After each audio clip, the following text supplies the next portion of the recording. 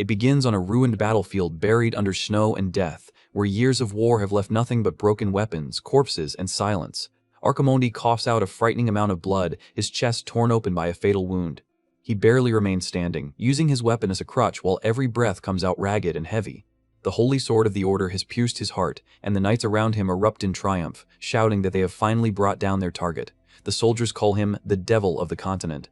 The infamous necromancer Archimonde, now riddled with arrows and drenched in his own blood, understands that his end has finally arrived. With no escape left, he accepts that he will die there in the snow. This battle marks the final turning point of the great 10-year Continental War. An elite squad had somehow infiltrated his forces. Archimonde had predicted such a possibility and prepared a defensive line, yet even that failed miserably. In the end, he can only admit that he has been completely defeated in this historic battle, and all of it happened because of one knight. Burkle Ryland, commander of the northern troops, walks toward him through the ruined field. He says that this victory was not something he achieved through his own strength alone. Many people shed their blood to bring him this far, and countless soldiers held the front line with heroic resolve. Because of that, Burkle tells Archimonde to surrender at once, saying that the continent has waited too long for peace. Archimonde's face twists with fury. He snaps at the knight to shut his mouth. With rage burning in his eyes, he asks where all of them were when people were dying from the plague. He accuses the Order of being worse than beasts for speaking of peace only now after everything has already been lost. To him, the knights are nothing more than disgusting hypocrites.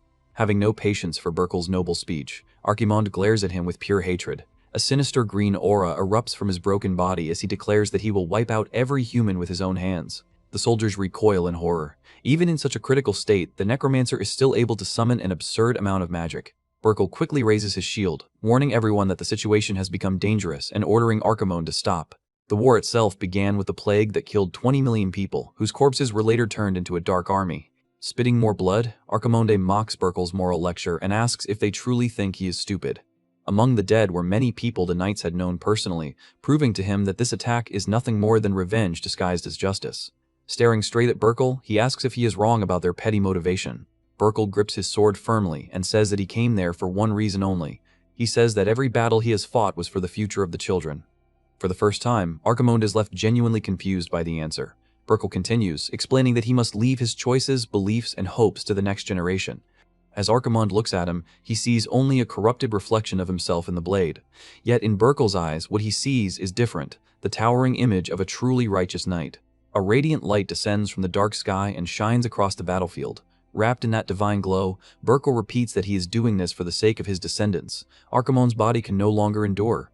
With his strength gone, he collapses to his knees in the snow. Accepting his fate, he tells Burkle to deliver the final blow. The nearby soldiers panic when Burkle discards the holy sword, begging their commander not to throw away such a sacred weapon at the final moment. Ignoring them, Burkle draws a dark sword engraved with runes, prepared to finish the grim task himself. He points the blade at Archimonde's neck and asks if he has any last words. Bleeding heavily, Archimonde smiles and warns him that necromancers do not die so easily. He promises that one day he will return. Before he can say more, Burkle swings. With one swift, brutal strike, he decapitates Archimonde without hesitation. Dark blood sprays across the snow from the force of the blow. The soldiers raise their weapons and cheer together, celebrating the final death of the continent's greatest villain. Lying on the ground, Archimonde's severed head still hears the army's victory cries as his consciousness slowly fades. The battlefield remains filled with cheers of relief, as if the nightmare that haunted the continent has finally ended. That moment becomes known as the final milestone of the great 10-year war against the worst threat the world had ever faced. And so, the feared necromancer Archimonde officially falls, marking the beginning of a new era. Far away from that battlefield, heavy rain pours endlessly from the night sky. Lightning tears through the darkness, briefly revealing the massive mansion of a noble family in the middle of the storm. Inside a brightly lit room, two maids freeze in shock when they see the newborn baby's lips moving. One of them slowly approaches to look closer, then lets out a startled cry. Inside that fragile infant body, Archimonde's soul awakens, confused and trying to understand where he is. The servant excitedly lifts a mirror and shows him the Duchess, explaining that she is his mother. Young Master Clane feels his tiny muscles weighed down and useless, while the Duchess smiles warmly and asks him to call out to her. The baby struggles with all his strength, trying to push the first syllables from his throat. The maids clasp their hands together in amazement, impressed that the newborn seems to be trying to speak so early. Then the baby's eyes suddenly widen. He screams out, attempting to summon his dark guardians while declaring that he is Archimonde. With the commanding presence of a tyrant, he demands immediate obedience. The servants drop their belongings in panic. At the same moment, blue lightning splits the sky above the estate, as if the storm itself is answering the furious awakening of the reincarnated villain. The storm continues to rage over the mansion plaza, lightning flashing over the grand fountain. 15 years pass since that strange day. On a sunny day in the city, several girls sigh in admiration when a certain young man passes by. They are completely captivated by his handsome face and flawless silver hair. Young Master Klein has grown beautifully, to the point that people consider him a divine masterpiece. Despite the praise surrounding him, Klein walks with a bored and serious expression, clearly tired of the attention. The maids nearby continue whispering about how elegant, wonderful, and stylish he looks in his daily life. Then Klein suddenly turns his head, sensing suspicious movement nearby. Without warning, a bucket of water is thrown straight at his head. The attacker celebrates that he has finally found him. It is Garrison Bjerkman, a priest who loudly commands the evil spirit to vanish. The old man frowns in frustration, saying that he is certain he saw the exact same expression as the Dark Lord on Klein's face. The maids scream and flee down the hallway while Garrison proudly claims that the purification was carried out just in time. With the basin still stuck over his head, Klein shakes off the water and asks whether the old man ever gets tired of that useless ritual. Garrison refuses to back down, insisting that the necromancer's evil soul still lies dormant inside the young master. He splashes more holy water across Klein's irritated face, loudly insisting that Klein had just made the villain's expression. Klein stares at him in disbelief and asks if the old man has completely lost his mind. Then, without wasting another second, he runs away as fast as he can, cursing the priest repeatedly. Garrison immediately points after him and orders the guards to capture the runaway at once. The fanatic warns that the crime of disrespect will be punished with a naked holy bath, while Klein screams his own name in protest. Trapped in that ridiculous memory, Klein reflects that he truly never expected his second life to turn out this way.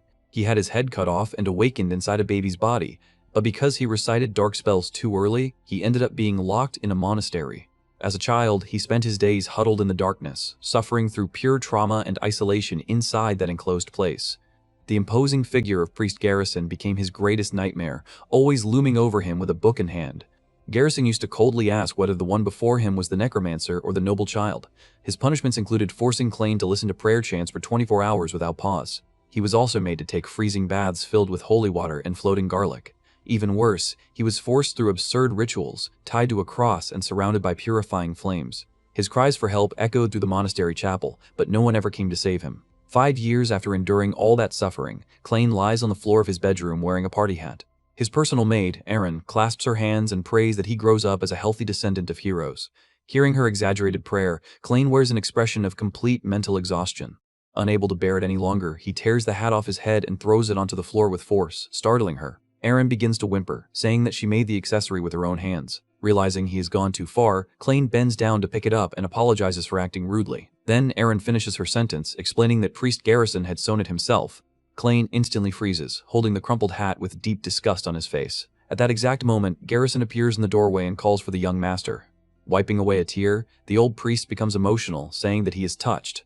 Klein kept the gift he spent an entire week knitting. Trembling with rage, Klein crushes the fabric in his hands and declares that he will never wear it under any circumstances. Garrison immediately screams that the evil soul has awakened, while Klein screams back that he only wants to be left in peace. Just then, the Knight Commander bows slightly and asks whether the ritual has finished. With a nervous smile, he comments that the rumors about Klein's possession have already lasted for more than 10 years.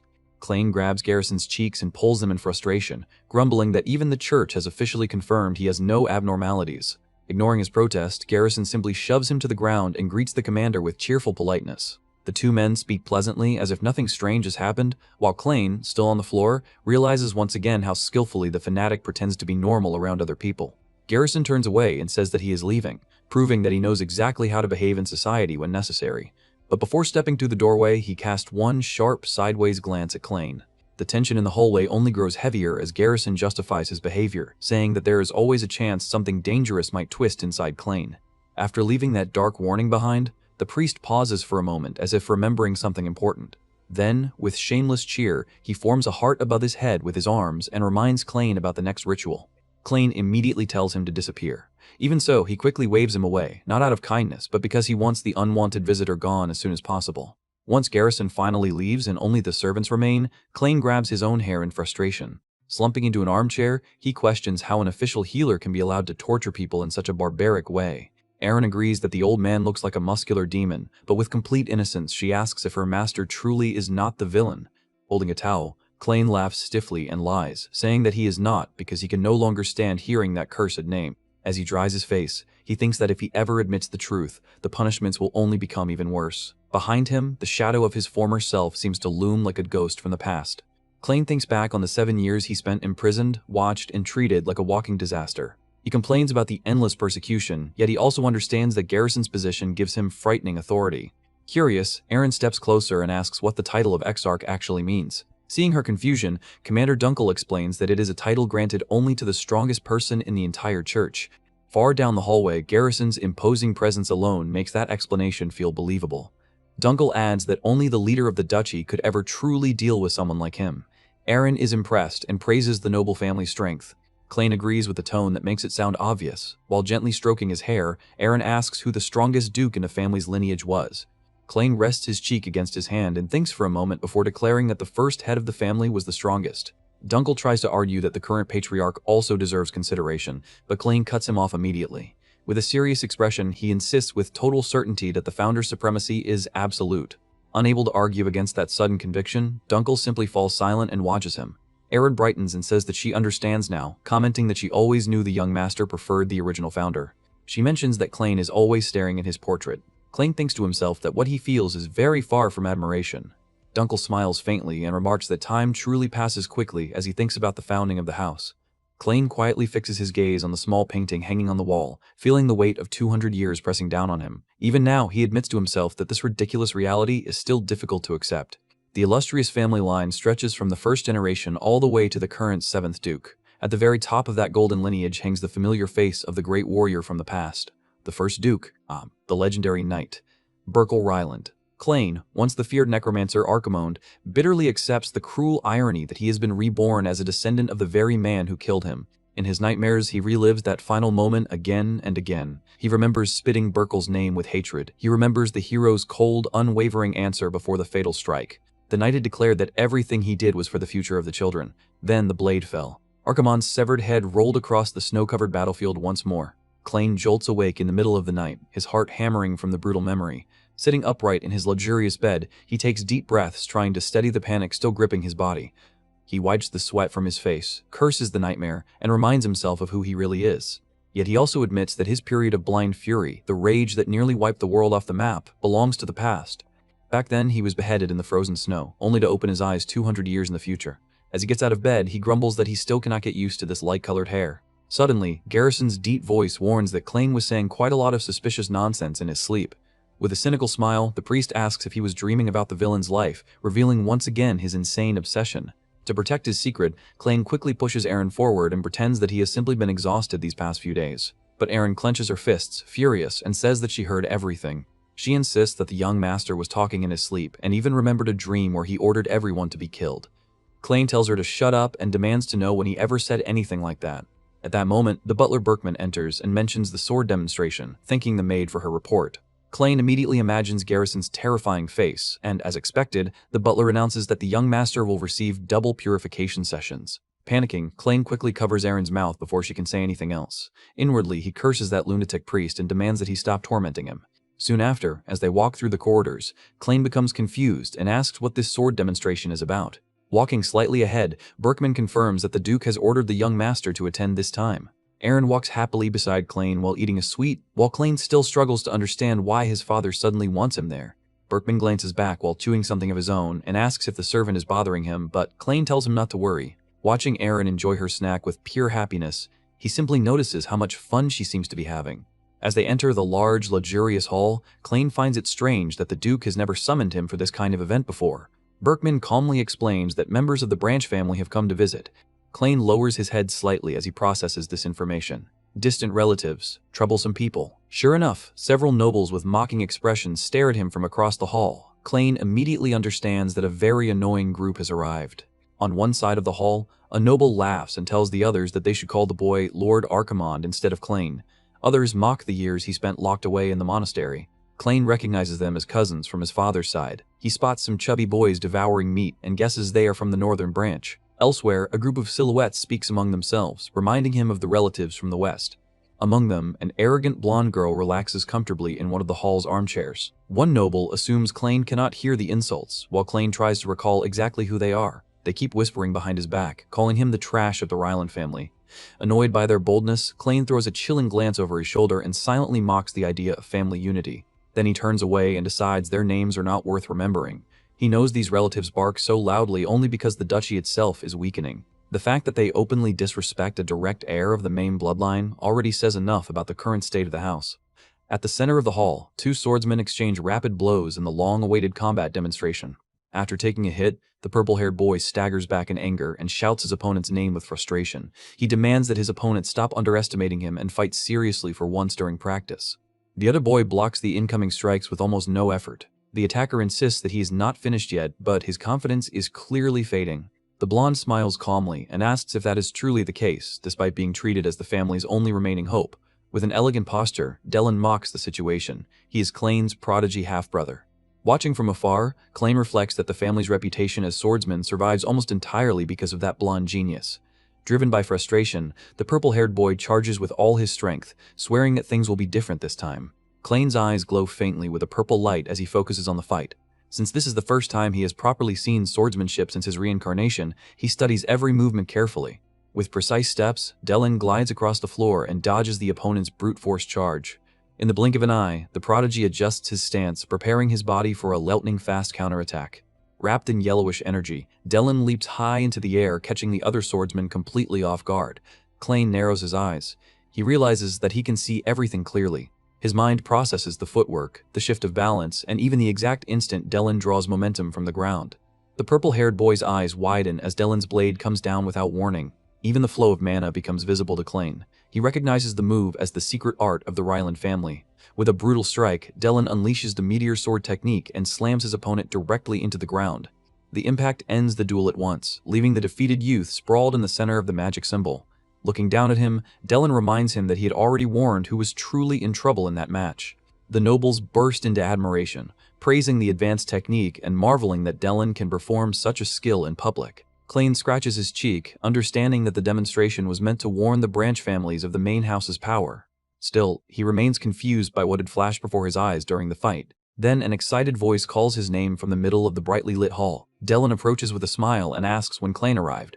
Clayne answers that he only just got there. Still smiling, Dylan says he would have tried much harder if he had known his younger brother was watching. Clayne stares at the blonde and silently acknowledges how irritatingly perfect he is at everything. At the same time, he continues wondering about the true reason behind the branch family's visit. He suspects the relatives have come to squeeze money out of the duchy again.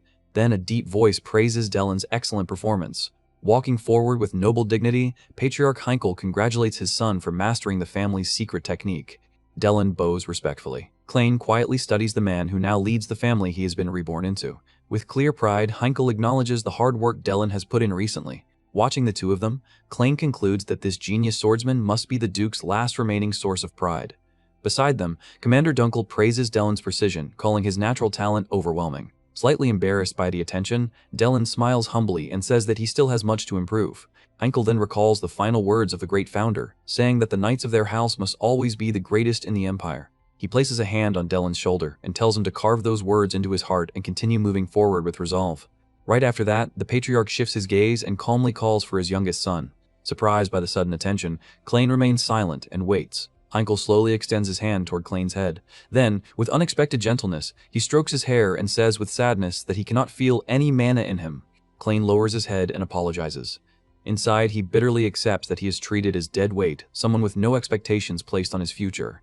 Dunkel steps forward and takes the blame, apologizing as he remembers that Clayne lost his most important years of training while locked in the monastery. The distant relatives immediately begin whispering again, shocked that the second son has no magic, unlike his prodigy brother. They conclude that the main line has become useless, giving the branch families a chance to seize control. Clayne walks away from the scene, telling himself that he does not care about their insults. But then Burkel's words return sharply to his mind. The hero had said he fought for the future of the children. Rage rises inside Clayne. He clenches his fist tightly as laughter continues behind him. Revolted, he wonders how the founder could have risked his life for trash like this. To him, the house has already reached its end. Before he leaves the hall completely, Dylan kindly calls after him with a farewell. Out in the hallway, the loser of the duel suddenly blocks Clayne's path. With a bitter smile, he mocks him as an heir who cannot even use a sword. He calls Clayne an embarrassment to the family, saying that he acts like royalty despite being useless. Clayne does not lose his composure. He stares at the mediocre relative and asks if secretly chasing women is something worth being proud of. The noble becomes irritated and asks if Clayne thought money would be enough to stop the rumors about him, calling him a foolish scoundrel. At that moment, heavy footsteps echo through the corridor, followed by a stern voice questioning where that nonsense came from, and falls onto the floor with his legs in the air. The man then shouts that this trash does not even know who his own mother is. Klain goes completely silent. Hearing those words, he casts a dark look over his shoulder and asks in a threatening tone what the man just said. The arrogant relative immediately breaks into a cold sweat. Faced with that oppressive aura, he feels genuine fear toward the young master. Klain knows his anger is not truly because of a mother he barely knows. What disgusts him is the Branch family's bloated superiority complex.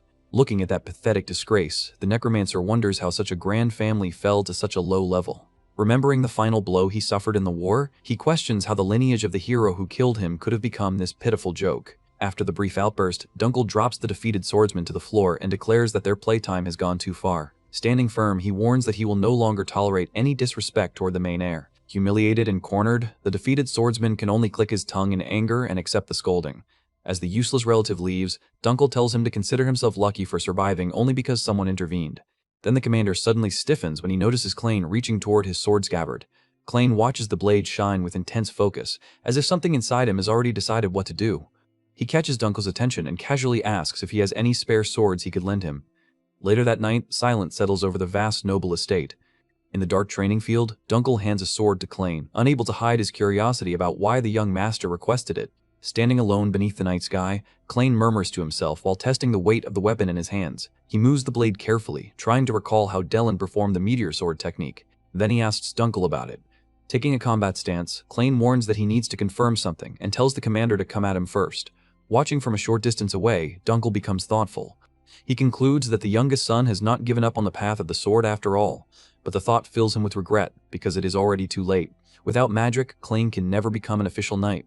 Dunkel also believes that the meteor sword is a secret technique created by the Duke himself, meaning it should be impossible for someone to imitate it after seeing only the stance. Klain closes his eyes and concentrates. The duel from earlier remains absurdly clear in his mind. He can relive every detail with perfect accuracy. Delen's posture, the shift in his feet, the way his body drew force from the ground, and the path his blade carved through the air. The more Klain analyzes it, the more his perception sharpens. His body understands not only the movement but even the precise flow of mana behind the skill. When he opens his eyes again, a purple magical glow radiates from his pupils in the darkness. Dunkel suddenly feels the air grow heavy behind him. The knight turns around in alarm, startled by the abrupt shift in the atmosphere. An overwhelming force presses down on him, and he immediately recognizes the scale of that mysterious power. His eyes widen in disbelief, unable to accept what he is witnessing on the training field. Then Klain moves. In one explosive motion, he perfectly reproduces the family's secret technique and releases a colossal purple slash. The dark mana of the former Dark Lord surges through his sharpened vision as the attack tears forward.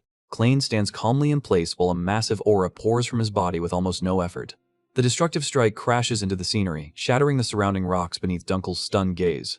Smoke spreads across the training ground, and the commander can only stammer the young master's title, unable to understand how someone supposedly useless could perform such a miracle. Klain smiles confidently at the result, secretly shocked that his own cheap imitation worked far better than expected. Later that day, little Aaron stands nearby with a blank, confused expression, unable to understand what is happening in the room. Priest Garrison, meanwhile, is sweating nervously while carrying out yet another punitive purification. Staring into the bubbling bucket, the old priest refuses to believe how long Klain has endured underwater. Then he celebrates like a madman, saying that the young master held his breath for more than a minute. Klain finally yanks his head out of the water, gasping desperately for air. Furious, he asks if that lunatic plans to hold the next ritual inside an aquarium. As Klain complains about the extra torture, Garrison laughs and claims that he sensed a deeply sinister energy coming from him. Klain indignantly asks whether he must suffer abuse every time the priest has a bad feeling. At that moment, Dunkel enters the hall with a mysterious letter in hand and calls for the young master with a serious look. Drying his wet hair, Klain asks who sent the message. Dunkel explains that it came from the cousin Klain humiliated the day before. Klain immediately raises an eyebrow, suspicious of the sudden change in attitude from that coward. He examines the paper carefully, trying to uncover the true intention behind the words. The message is an invitation to a hunting competition, which sounds completely out of character for that disgusting relative. After thinking it over, Klain concludes that Dalton only needs a cheap excuse to lure him out of the mansion. Dunkel asks if he intends to go. Klain calmly says that he sees no reason to refuse. With a dark sidelong glance, the former necromancer thinks that this situation might actually benefit him. After all, he now has a powerful hidden card that can protect him even if he is alone. Over the past several hours, he has replayed the meteor sword technique in his mind thousands of times, carving every detail into memory. Through that intense mental training, Klain has reached an astonishing conclusion. He can perfectly copy any skill after seeing it only once. Understanding that the young master wants to test his new ability, Dunkel remains quiet for a moment, weighing the danger.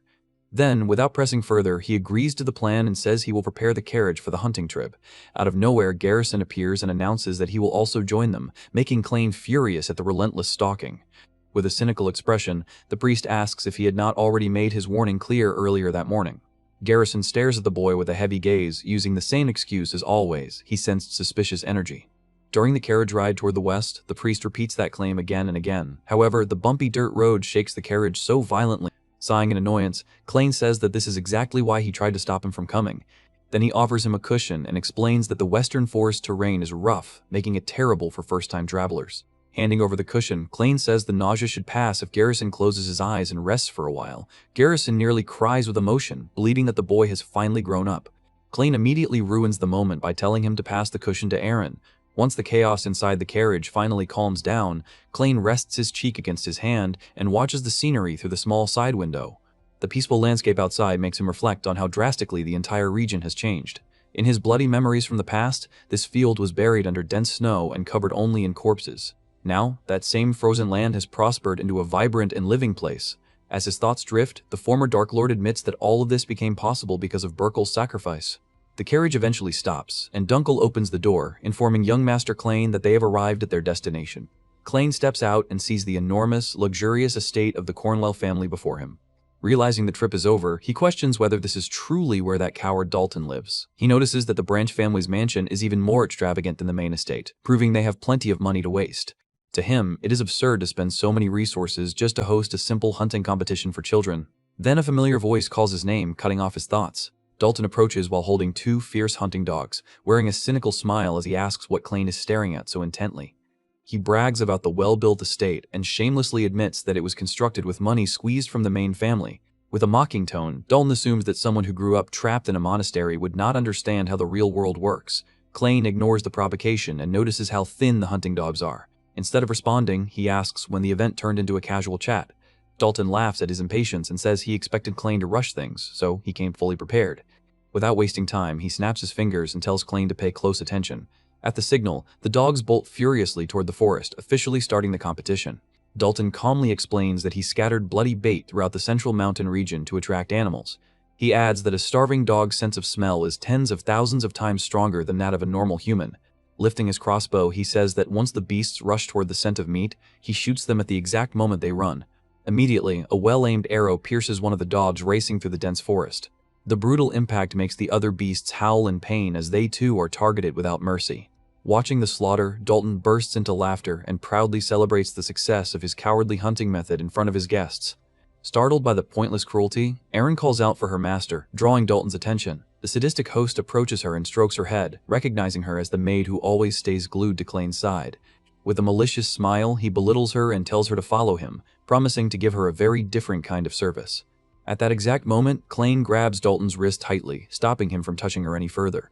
Dalton freezes in surprise. Klain coldly orders him to take his hands off his maid. With a deadly glare, the former Necromancer threatens to break his arm if he does not release her immediately. Startled, Dalton quickly pulls his arm back and lets out a nervous laugh filled with irritation. As he walks toward his horse, he grumbles that the youngest son acts arrogant and overbearing despite his position. Refusing to waste more time arguing, Dalton mounts his steed and prepares to leave. From the saddle, he calls for Klain to follow him into the forest, mockingly warning that it is dangerous to walk alone. Klain mounts his own horse and orders Dunkel to remain behind and protect Aaron until he returns from the suspicious ride. Worried for the heir's safety, Klain longs and shows him a magic scroll. The item is a disposable artifact that can send an immediate emergency signal the moment it is torn. Klain understands that if his personal bodyguard followed him into the forest and suddenly vanished, it would look suspicious. Showing the magic crest on his right hand, he tells Dunkel to tear the scroll without hesitation if anything goes wrong. Trusting the knight's loyalty, Klain gallops into the trees, leaving Dunkel and Aaron behind at the mansion. In the courtyard, Priest Garrison watches him leave with an unusually serious and silent expression. Time passes quickly. Soon, the orange sky fades into a dark, starry night above the mountainous forest. Riding along the narrow trail, Klain calculates that his target should not be far ahead and continues following the visible tracks. Then he suddenly pulls the reins, surprised when Dalton's voice echoes through the darkness and confirms that he has arrived. Dalton sits casually on the body of a slain animal, holding his sword while asking why Klain took so long. Klain dismounts calmly and stares at the deranged relative, asking what grand plan he has prepared this time. In one swift motion, he draws his own blade, ready for any ambush lurking in the shadows. Ahead of him, several lifeless lie scattered across the ground, showing the trail of destruction Dalton has left behind. Without the slightest remorse, Dalton says that this gruesome scene is the grand final event of the day's competition. His eyes widen with madness as he points his weapon at Klain and declares that Klain will be his ultimate prey. Klain repeats the threat in disbelief. Dalton swears that he will cut off Klain's head and throw it at Dellen's feet. Faced with such stupidity, Klain laments the pathetic state of his current family. To him, they have become nothing but an empty shell with no real strength left. Then several armed men emerge from the forest shadows. Dalton confidently says that Klain will not even have a chance to react to the siege. The thugs grin sinisterly around him, while the ambush leader declares with certainty that the duchy already belongs to them in reality. Several archers crouched on the rocks around the clearing, their bows aimed straight at the lone boy below. One of them told Klain to curse his useless blood before he died. Klain slowly turned his face, studying every part of the trap surrounding him. Then, with a cold calmness, he agreed that the bloodline had indeed become useless. The killer grinned, overflowing with confidence. He said that by tomorrow, the entire continent would be laughing at the collapse of the great house of swordsmen. With a wicked smile, he savored the thought of spreading rumors that the young lord had been reduced to cheap dog food. At that moment, the memory of the legendary hero Burkle returned to Klain's mind. He remembered the man's solemn words about fighting for the future of the children, and the irony was so absurd that Klain could not hold back a muffled laugh. Then, unable to contain himself, the former villain covered his face with one hand and burst into loud laughter that echoed through the silent forest. Dalton stared at him in confusion and irritably asked if Klain had lost his mind before his death. Klain wiped a tear from the corner of his eye and slowly regained his composure, leaving his next words hanging in the air with a threatening weight. Half his face sank into shadow, and his eyes burned a fierce red as he called Dalton a brat who had grown far too bold. The air changed instantly. An overwhelming pressure spread through the clearing, crushing Dalton's confidence in a single breath. Cold sweat formed on his face as his arrogant expression began to crumble. Staring at the human trash before him, Klain questioned how they dared to disgrace the lineage that had been built at the cost of his own end. Dark energy spiraled wildly around his small body. Dalton trembled and stammered in disbelief, asking how someone useless could use spells without mana. Klain warned him that this was not magic.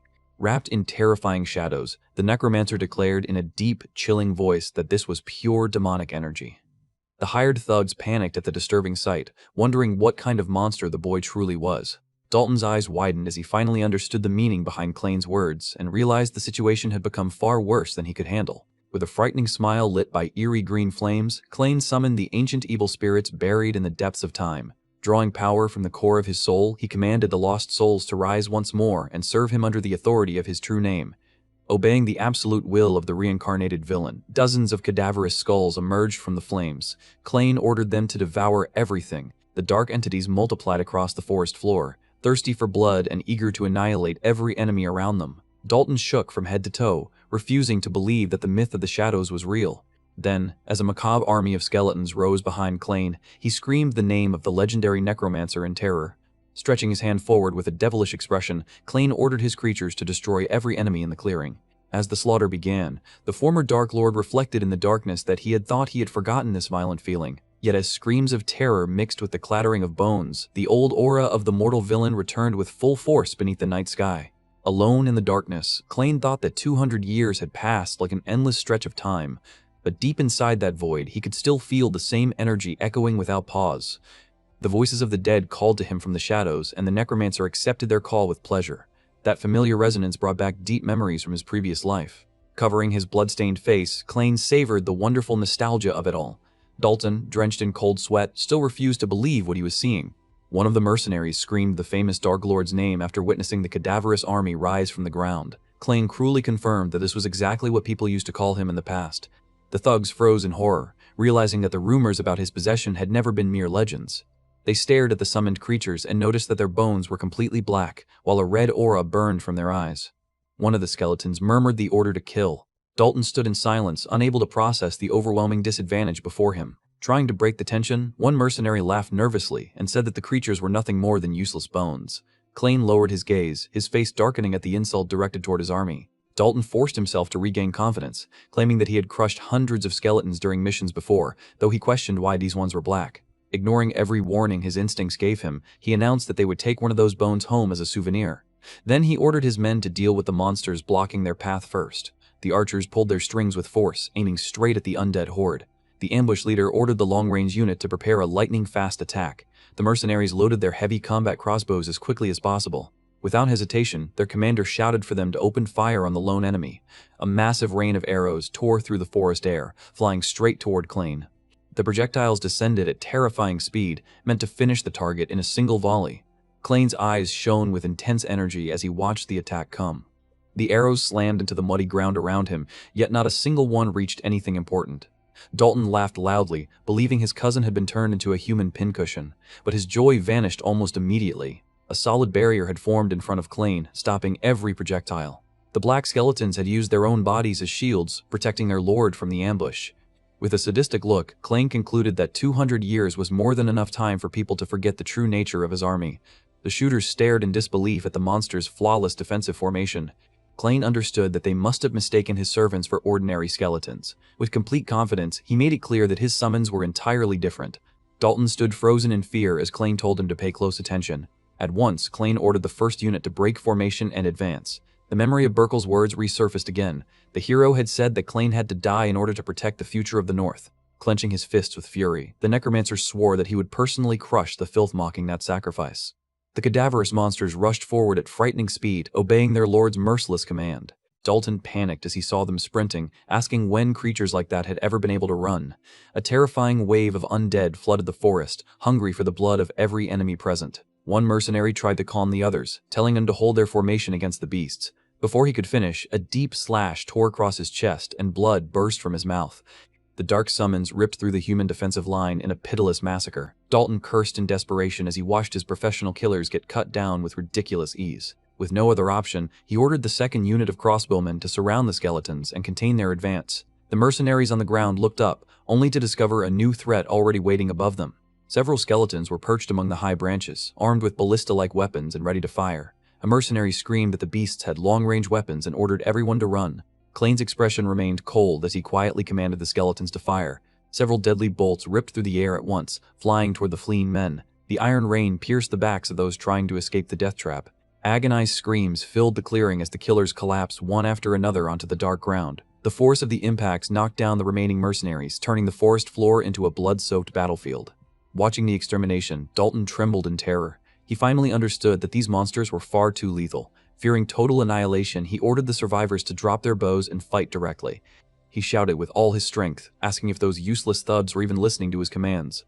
Then Dalton turned and saw a skeleton approaching from behind. Charging with his heavy sword, he cursed the damned creature and swore to finish it. Finding an opening, he swung cleanly and severed the monster's head in a single blow. Dalton laughed in triumph, celebrating that the head was still the weak point after all. But the headless skeleton remained standing with its weapon in hand. Dalton gasped in fear. He had been certain that decapitation would stop it. With cruel irony, Klain reminded his foolish relative that he had already warned him that his servants were different. The decapitated skeleton calmly bent down and picked up its own skull from the grass. On the ground, the skull's eyes glowed with intense red energy.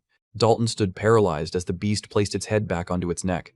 Klain mentally explained that spirits summoned through demonic energy did not die from ordinary physical attacks. Fully restored, the monster unleashed a terrifying roar and prepared to continue the massacre.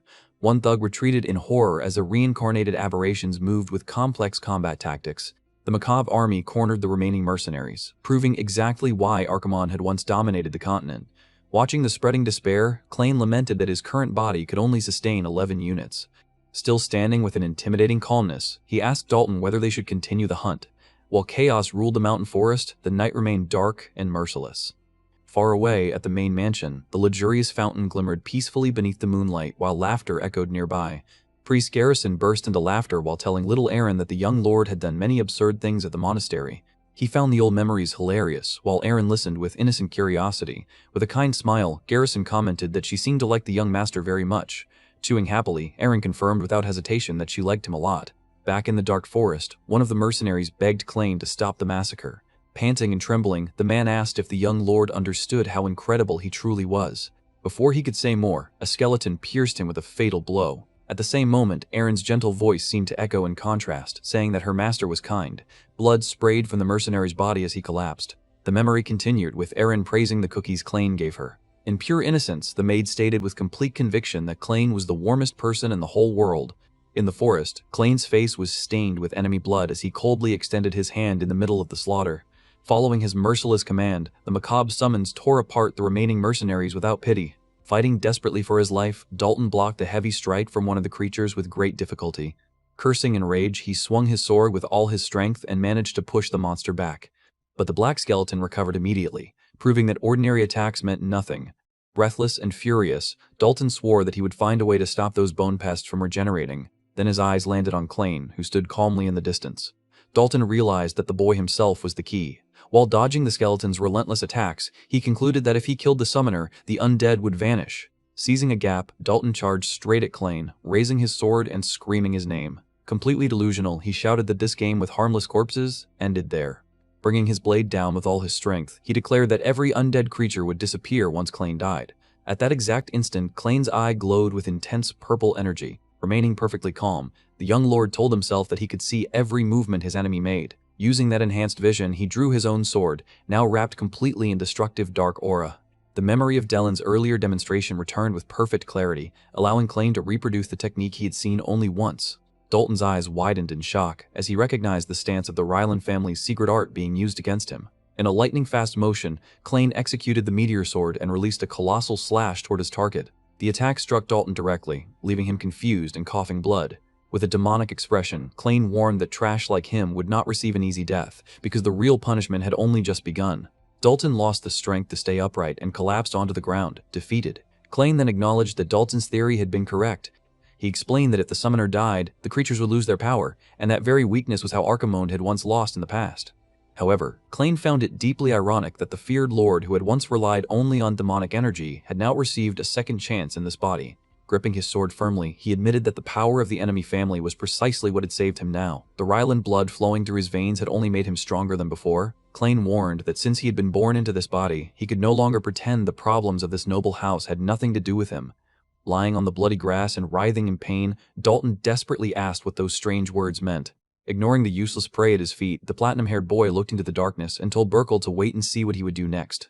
Looking at the ruined state of the lineage before him, Klain silently swears that he will rebuild this collapsing family with his own hands. Sometime later, Dalton slowly regains consciousness with a groan of pain. When he opens his eyes, he finds himself in a strange place surrounded by complete darkness. He cannot see anything, and the suffocating emptiness leaves him confused and terrified.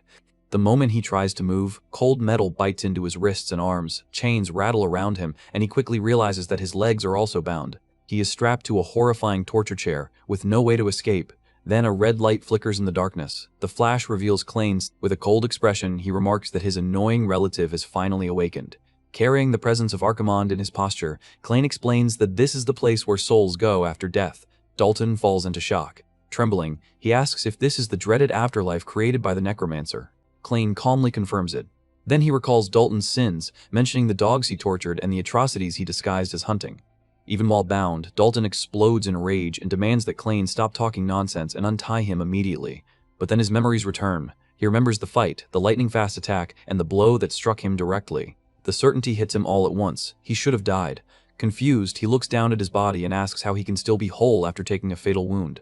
Terror spreads across his face, and he starts sweating as he screams that it is impossible.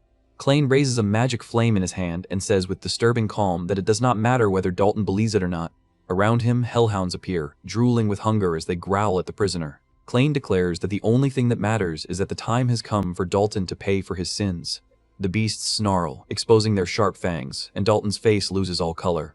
The vengeful souls of the victims he tormented seem to manifest inside those monstrous dogs, turning his punishment into the reflection of his own cruelty. Dalton pulls against the chains with all his strength, but the chair does not move. Klain tells him to listen. Without mercy, the dogs attack. They begin devouring Dalton alive, tearing screams from the depths of his soul. He cries and begs for help while experiencing the exact suffering he inflicted on others for years. Tears of blood stream from his eyes, symbolizing the endless pain waiting for him in that dark underworld. Klain watches coldly and tells him that this hell was created by his own actions. Back in the real world, Klain stands silently in the middle of the forest, processing what he has just done. The black skeletons wait obediently behind him until he turns, sensing that one final thing remains. Cyan magical energy wraps around his body as he tells the undead that he will grant them their reward for helping him. Then he breaks the curse binding them to that corrupted state and releases their suffering souls. Small blue particles drift gently into the air. The entire forest glows with soft light as the army disappears into the night breeze. Watching the souls ascend toward the heavens, Klain reflects that true death is exactly this, bones scattering into the wind. Then his gaze falls on the pile of mercenary corpses lying in the mud, and he once again wonders why he was resurrected in the first place. Suddenly, a mysterious voice breaks the silence and congratulates him. Klain turns sharply, instantly taking a combat stance. With a cold glare, he realizes the intruder must have seen everything and demands to know who he is. Beneath a ragged hood, a sinister man smiles cynically while green magic gathers around him. He says that his name does not matter. Then he mocks Klain's intelligence, claiming that even if he explained, Klain would not understand.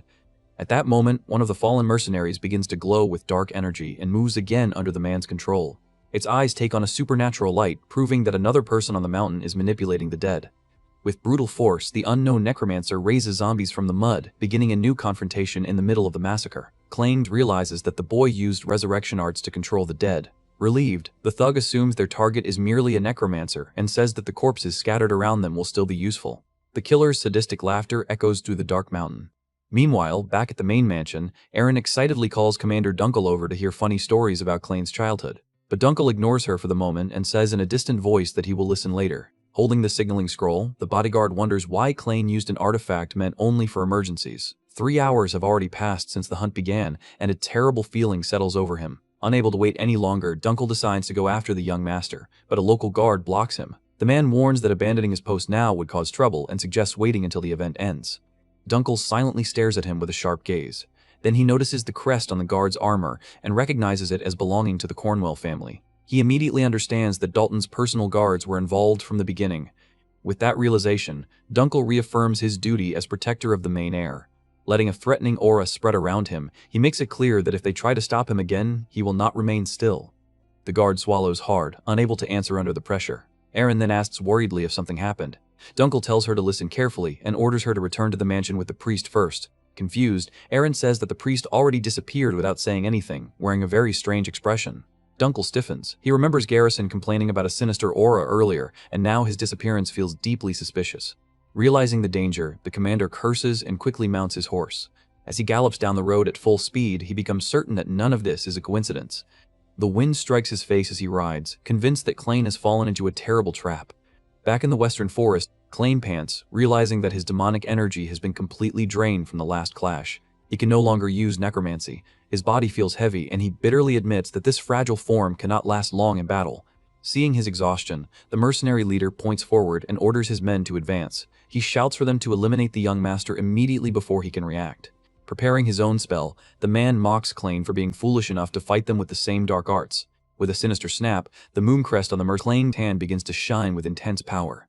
In response to the spell, several armed zombies leap from the shadows, rushing to tear apart the main heir. Cornered, Klain's eyes widen while the enemy declares that he is finished. Then the mercenary's arrogant expression vanishes. A blinding flash tears through the night. A colossal pillar of golden light descends from the heavens and crashes into the battlefield. The divine impact obliterates the dark beasts charging at Klain. With his eyes blazing in holy fury, Priest Garrison appears in the chaos, calling for the light to grant peace to the dead. A massive explosion of purifying power sweeps across the clearing and erases the evil creatures as if they were nothing. The giant priest's silhouette towers in the smoke as he tells Klain that he can now rest easy. The mercenary leader trembles before that absurd power and stammers, asking what kind of monster has appeared. Garrison answers with an intimidating expression, ready to deliver divine judgment. He introduces himself as the Exarch of the Holy Order and warns that the real fight begins now.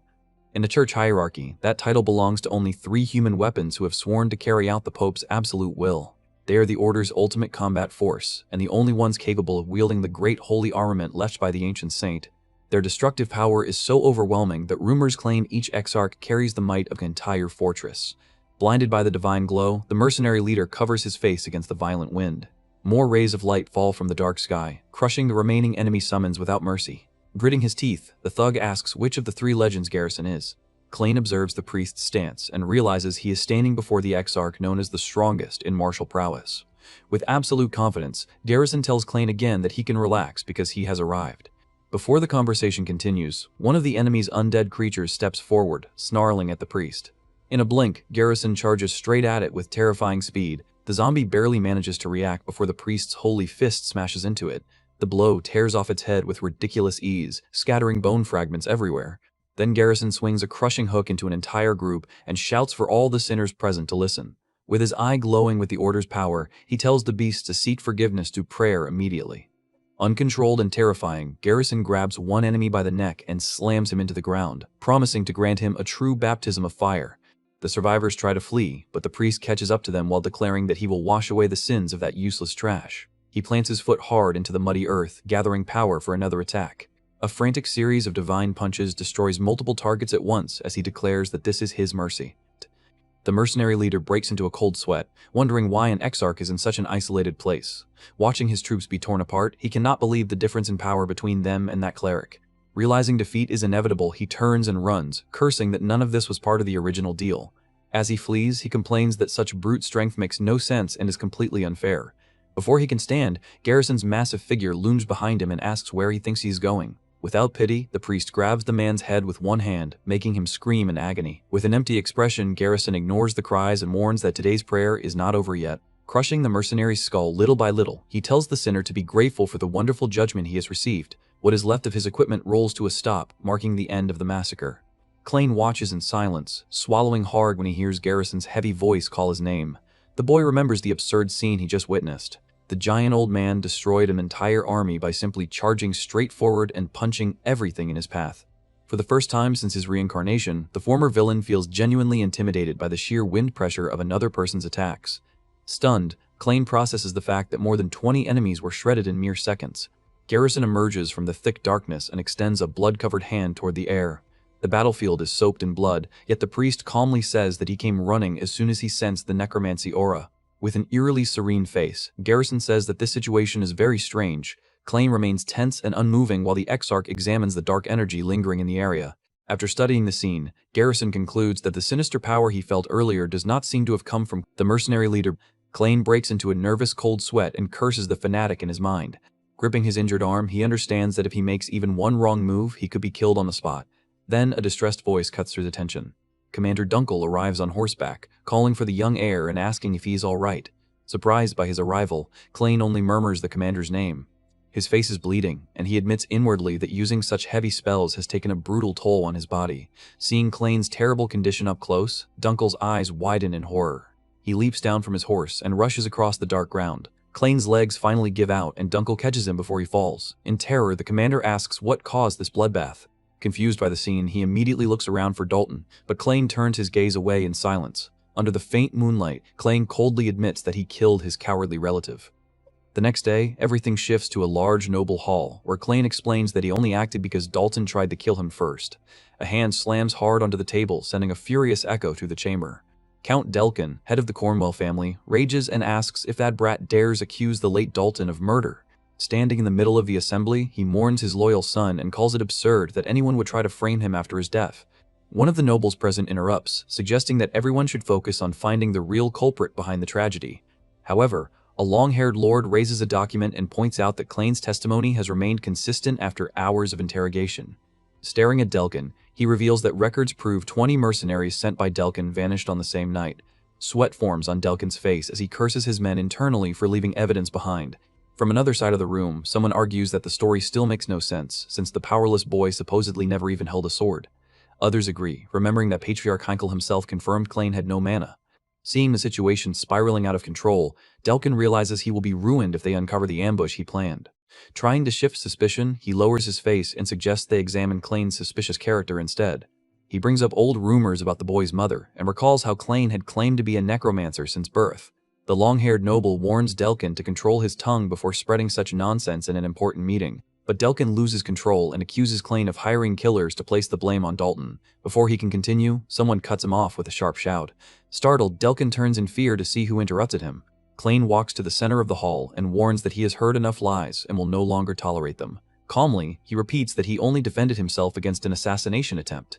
He also reminds everyone that Priest Garrison witnessed the aftermath. Desperate, Delkin accuses him of lying shamelessly. Klain throws the question back at him in a challenging tone. With a wicked smile, he thinks to himself that if they want to believe wild rumors, then perhaps the story of him being the Dark Lord must also be true. As Delkin grinds his teeth in rage, Klain recalls the promise he made after executing Dalton. With a focused, dark gaze, he silently swears again that he will protect and rebuild this family, refusing to let parasites destroy it. Suddenly, loud knocks strike the giant doors of the hall, cutting through the tense meeting. The doors slowly open. A confident female voice apologizes for arriving late. Leia, the great commander of the Order of the Holy Spear, enters the hall with flawless posture and an imposing presence that instantly changes the atmosphere.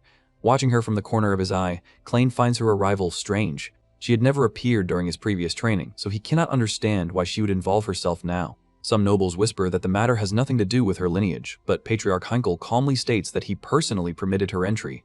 The long-haired noble explains that the late Dalton used to accept direct missions from Leia's cavalry. Because of that professional connection, she has the right to take part in the judgment. After the explanation, Leia scans the room with a sharp, intimidating gaze. Then she walks toward Klain and silently fixes her eyes on him.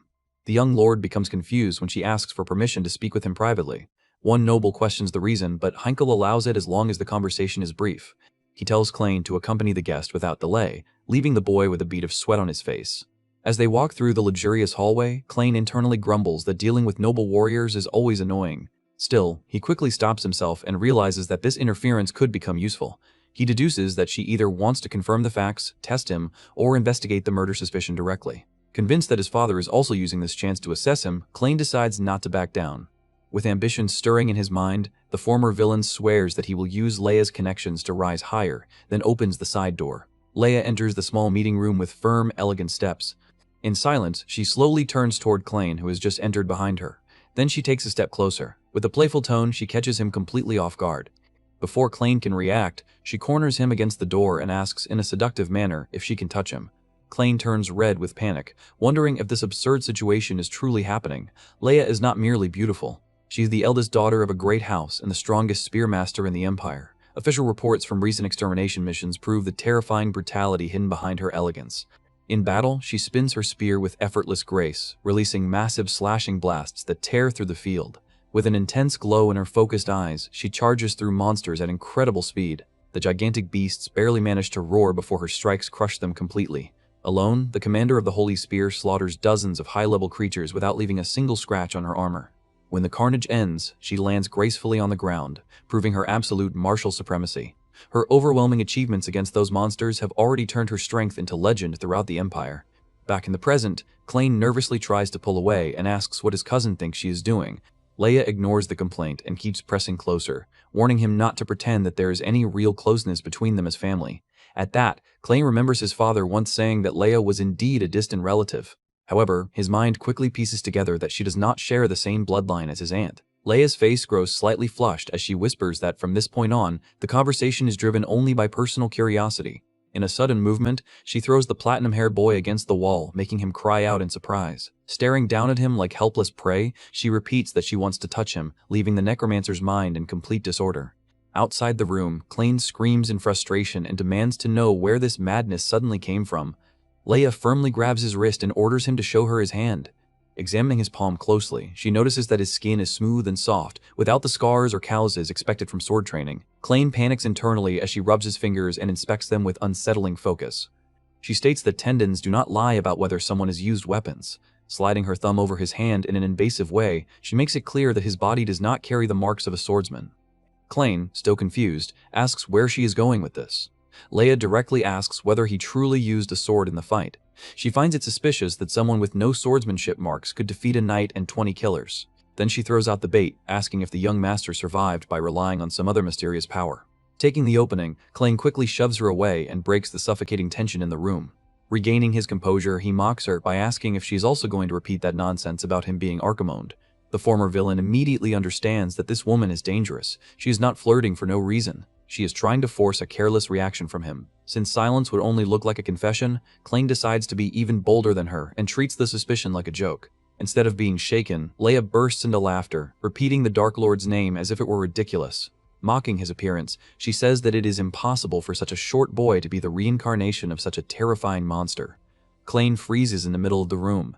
The insult strikes the old lord harder than expected. He becomes completely indignant at the unexpected attack on his height. Trembling with rage, he asks if she misspoke. Leia denies it and ironically asks if she needs to repeat herself. Then she destroys his self-esteem further, saying that he lacks the proportions, voice, and presence to be anything more than a little shrimp. Even though he knows she is wrong, the Necromancer suffers terrible emotional damage from her sharp criticism. Leia casts a glance over her shoulder and declares that she will allow him to kiss her if he can actually defeat an official knight.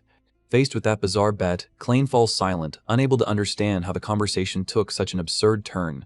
His mind short-circuits as he wonders why she would offer something like that as a reward after insulting him so viciously. He guesses it may be some kind of political bait while watching Leia walk calmly toward the door. Bathed in the late afternoon light from the window, the commander pauses briefly. Then, with unusual seriousness, she murmurs to herself that the true dark villain would never behave in such a restrained way. Soon, footsteps echo through the hallway as the two return to the hall to continue the official judgment. Back in the center of the room, Klain admits to himself that he was naive to think the nobles would simply believe him. Count Delkin maintains a haughty posture, knowing that the word of an exiled boy is worth almost nothing here. Curious about the delay, the long-haired noble politely asks what Klain and Leia discussed in private. Just as Leia takes a step to answer, Klain suddenly acts. In one explosive movement, he drives a sword into the marble floor with all his strength. The thunderous impact startles everyone in the hall. The nobles stare at him in shock, unable to understand his sudden boldness. Without looking away, Klain calls Count Delkin by name and declares that he will prove the truth with his own hands. Gripping the sword's hilt firmly, he tells the cowardly leader to stop delaying things so they can settle the matter once and for all. With a dark expression, Klain formally challenges his enemy to trial by combat. The insane suggestion throws the hall into chaos. The nobles question his sanity, because trial by combat is an ancient northern tradition with no restrictions on weapons or techniques. Only the winner decides the final verdict. Caught off guard by Klain's boldness, Delkin stammers, struggling to understand why he would propose such an extreme measure. Klain says that Delkin ignored the evidence of the ambush and even dared to insult his mother in front of everyone. However, deep down, the former villain admits he feels no emotional attachment to the woman who gave birth to this body. Pressed by the room's attention, Delkin tells the boy to calm down. Klain tells him to make his decision quickly instead. He asks whether the Count plans to make the entire nobility wait for his answer, leaving the branch leader cornered. Then Patriarch Heinkel steps forward and supports his son's proposal. He guarantees that the result of the duel will be honored by the entire lineage. Delkin quickly analyzes the situation. If he accepts the duel, all previous evidence against him could be wiped away depending on the outcome. Seeing that opening, he changes his posture and asks mockingly whether a magicless boy can handle such a burden. He makes it clear that he will send a knight to fight in his place. In his mind, he swears that this time he will kill the brat for good. Klain coldly warns that the opponent will be the only one to die, and through that death, everyone will understand exactly how Dalton was eliminated. Without hesitating any longer, Delkin accepts the formal challenge and declares that the bloodbath will take place in 4 days. Leia watches everything in silence. Klain, however, silently promises that he will use this duel to put those branch relatives back in their place. Night falls over the massive estate, carrying with it his dark vow to destroy and rebuild the family. Inside a room lit by an expensive chandelier, a desperate cry suddenly cuts through the quiet. Completely indignant, Delkin asks if his younger brother has lost his mind for proposing trial by combat. Klain sits slumped in an armchair without the slightest concern. He sighs and says that he already understands the risks. Delkin swallows hard, especially after hearing that even the Patriarch approved the madness. With no argument left to stop the event, he clenches his fists and offers to become Klain's representative in the duel. Klain rejects him immediately. With his arms crossed, Klain tells his older brother to focus on reality. He reminds him that the family's survival depends on keeping the main successor strong and untouched. The platinum-haired boy explains that putting Delkin, the main heir, in the arena would be the same as handing victory to the cowardly branch family on a silver platter. He understands Delkin's frustration, but he makes it clear that he must face this ordeal alone to clear his own name. His decision does not waver. The former villain adds that he has no reason to give up such a valuable opportunity. The atmosphere grows heavier as Delkin pours out his feelings. He remembers how happy he was when he first ran to meet the youngest child. In his memory, the newborn's tiny finger grabbed his hand, and Delkin saw him as a little angel. That was the first time his heart filled with affection for the baby, forming a bond almost immediately. With a sad tone, Delkin says that he waited 7 years to see Klain again, only to watch him walk straight toward death now, while Klain finds it strange that his brother is crying. Just as Delkin wipes his face, Dunkel's deep voice calls for the young master from the doorway. The commander apologizes for interrupting and says that Count Delkin has already chosen his champion for the decisive duel. Still dealing with his grumbling older brother, Klain turns his head slightly and casually asks who will be facing him. With a tense expression, Dunkel reveals that the opponent is Randall, an excommunicated warrior with a bloody reputation. Elsewhere, the double doors of a dark enclosure creak open as Dunkel's explanation continues. The figure of a roaring stuffed lion decorates the grotesque room where the next opponent waits for his prey. Thick red liquid, almost identical to fresh blood, is poured from a wooden bucket into an iron goblet. Sitting in a filthy room filled with weapons, the giant fighter suffers from a sick, uncontrollable craving for killing. Without the slightest trace of class, the muscular mercenary lifts the entire bucket and drinks from it at once. His scarred face twists with pleasure as he hears the news of the upcoming fight. Randall confesses that he has missed mutilating children. Far away in the safety of the mansion, the heir of shadows maintains a focused, deadly gaze as he quietly awaits the bloodbath.